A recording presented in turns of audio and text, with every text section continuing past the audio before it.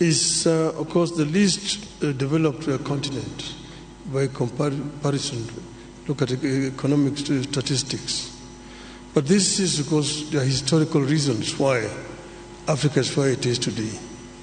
And we say that Africa does not need to remain here. We need to develop Africa. There are several factors which work against Africa. For example, the international financial infrastructure has worked very much against Africa, because African countries have been made to borrow money at a very high rate of interest compared to other countries of the same status as the African countries. So we need to address the issue of rearranging the international financial infrastructure. That is, I think, one of the major starting points. Now, Africa is the richest continent on the planet Earth in terms of raw materials. But it's a paradox that Africa also is the poorest in terms of living conditions. We say that we need not to remain for perpetually the source of raw materials for industrial west or east. That we need to do value addition to raw materials which are coming out of Africa before we export them. Then we've also said that Africa needs to trade more with itself. There's big potential.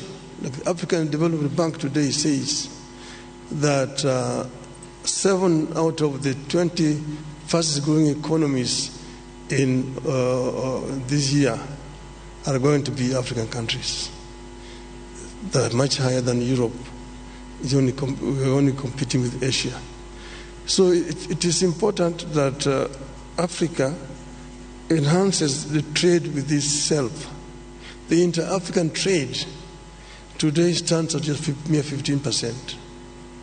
Now we have the African Free Trade Area organization that was launched now 3 years ago, but not much has been achieved. Some of the reasons are issues that are actually solvable. The non-tariff barriers to trade that have been imposed by respective African countries. Things like standards, which are different from one country to the other country, making it difficult for goods to move freely across the borders. Then modalities of payment. And then there's the other issue of infrastructure. I worked for 5 years as the African Union High Representative on Infrastructure Development. And here is another problem, because goods cannot move freely because of lack of adequate infrastructure within the continent. Kenya exported tea to Ghana, and it took 3 months of tea to travel from Kenya to Ghana.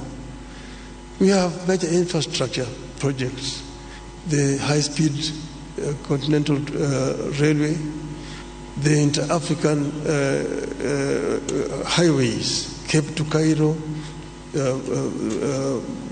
Tunis to Cape, Dakar to Djibouti, Dakar, Lagos, Mombasa, and so on and so forth. All these need to be developed. Energy is another factor. Energy is too expensive, but we can reduce the cost of energy and go green in the continent. Thank you so much, Excellency. Candidate from Kenya, et à présent, mesdames